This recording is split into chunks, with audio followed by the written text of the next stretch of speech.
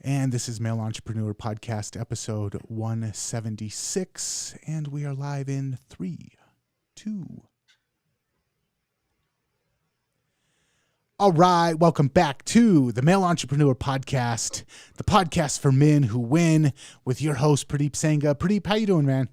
Hey Nathan, what's up? I'm doing well, man. How about yourself? I'm doing fantastic, and 3 weeks in a row, we've showed up and we're still wearing the same clothes. What's going on here? Well, I don't know about you, but I wear this shirt every single day. No, I'm just kidding. Nice. Okay, so we, through the power of technology, we're actually batch recording these episodes. You're going to go on a work vacation, so we're getting a bunch of episodes knocked out real quick. And as business owners, I think that technology has empowered us to do a lot of really awesome stuff. Technology and society and all of these things that we have at our disposal that make life, I guess it's a double-edged sword, sometimes better, sometimes worse. But you actually wanted to go to the opposite direction. Instead of talking about technology today, you said you wanted to talk about nature and the power of nature.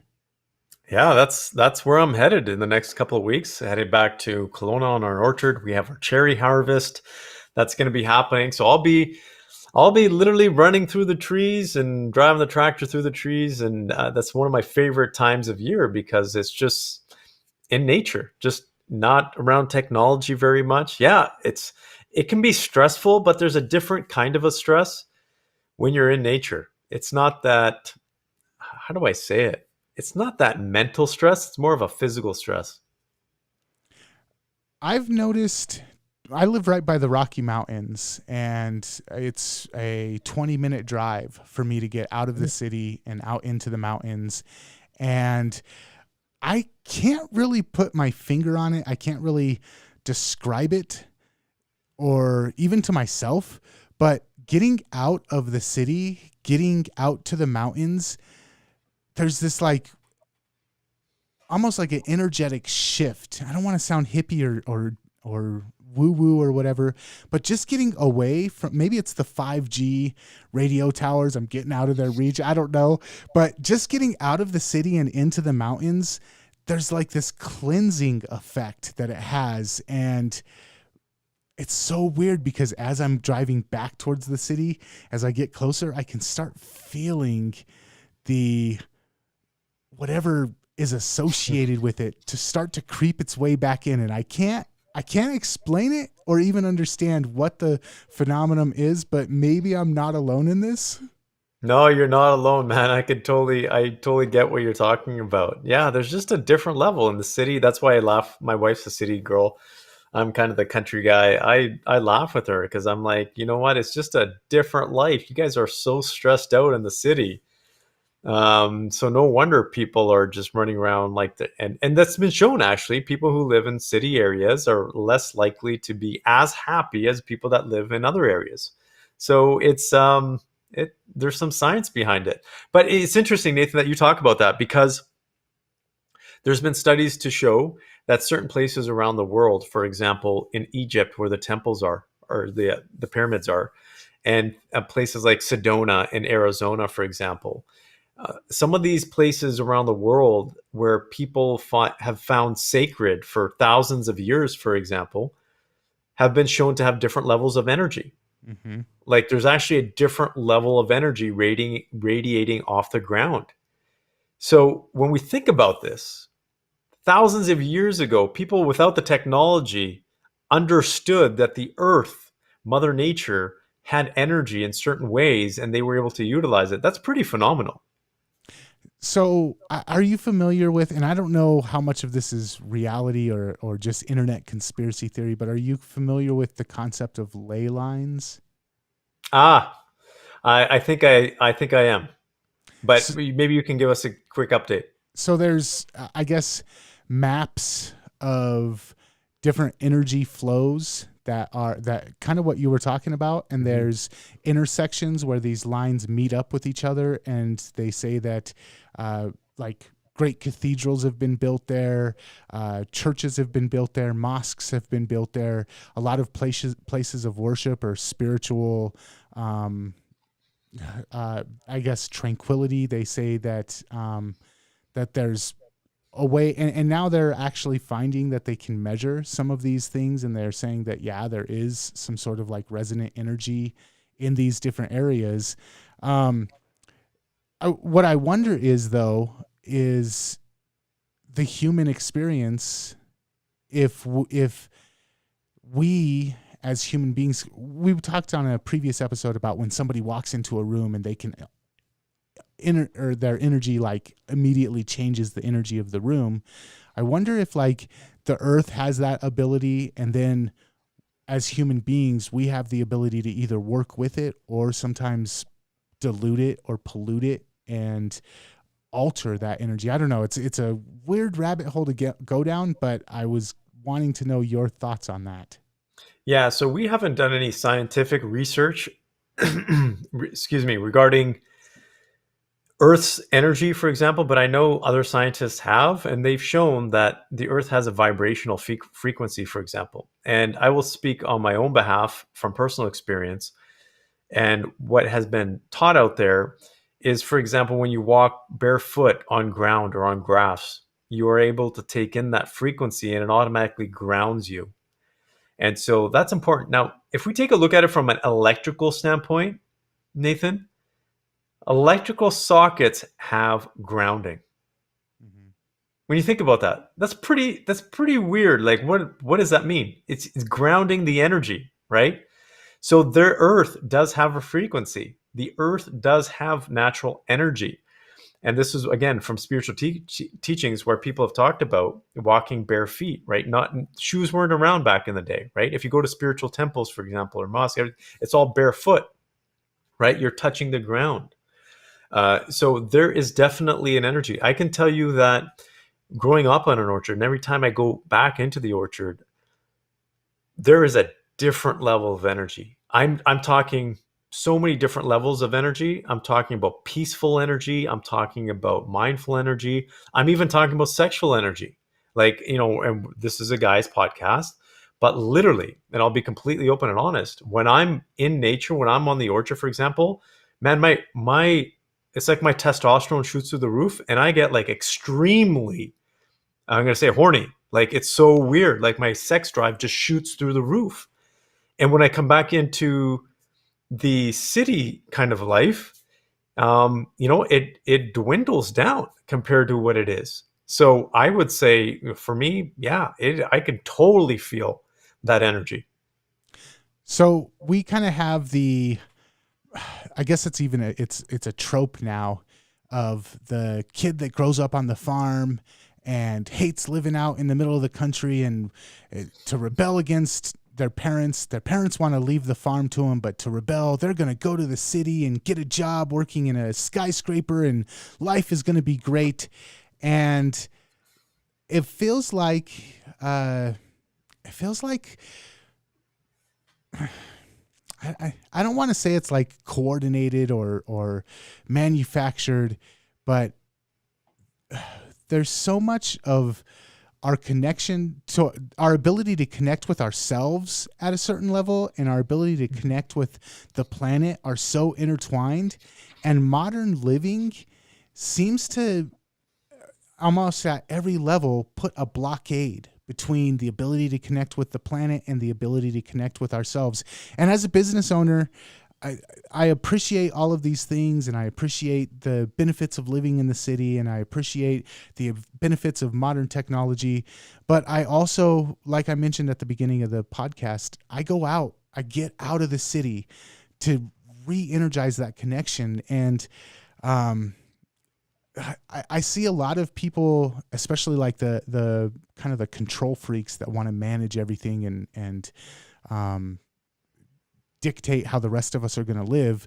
A lot of them, they want to push us into cities. They want to push us into, out of the rural areas, out of the country and into the cities, because it makes society easier to manage. But for me, it feels like such the opposite of what we should be doing as human beings. And I don't know, man. I guess just to ask you, like, the being pulled in two directions as an entrepreneur and as a business owner. I want the technology and I want the city and I want the ability to live in a community. But as a human being, I crave and I need that healing, cleansing feeling that I get when I get outside of the city. Yeah, and I think the important thing is having the options. And that's ultimately what it comes down to. If you take a look at the wealthiest and the happiest people, I'm not just talking about the wealthiest, but the ones that pretty much have it all. They're the ones that take their money and they buy a home outside of the city. They buy a home in a quieter place so that they can enjoy life.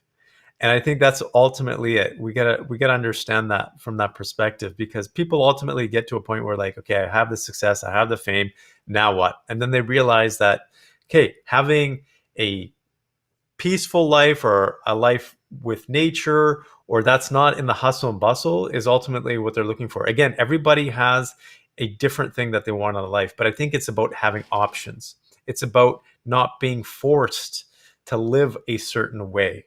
And that's ultimately what it is. So keep your options open. It may require you to move to a different city.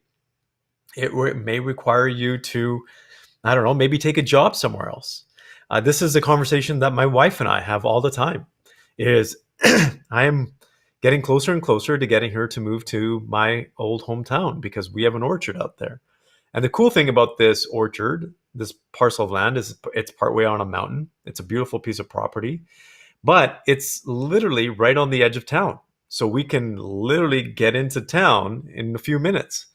So we kind of have the best of both worlds, but it's about having options and being able to flex those options. Because even my wife and I, we don't have a place downtown Toronto, and I don't know if I ever would.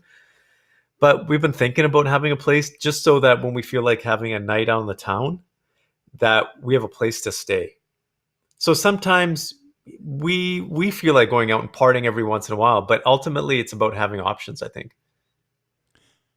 So this is my conspiracy theory moment of the podcast. I recently read a book called Why We Drive, and it was talking about the future of self-driving automated cars and the amount of freedom that we're going to have to give up in order to have it.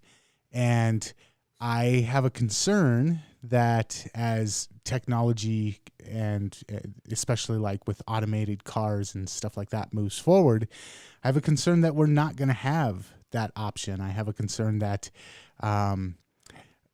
you posted something that against the current leader on social media, and therefore your car is not allowed to drive to these particular areas, or the environmental people said it's not good to have people driving to this national park anymore. So therefore nobody's car is allowed to, all of the computers that run your car, there's an invisible boundary and no cars are allowed to go here anymore. And in America, at least, probably the majority of the country now is you're not allowed to build houses. You're not allowed to expand. You're not allowed to buy property. I mean, if you're connected, you can probably have a politician pull some strings for you because rules for them and rules for us. But the options, I am concerned, especially because I mentioned earlier, society is easier to manage. People are easier to manage when they're in the city. What are your thoughts about going forward?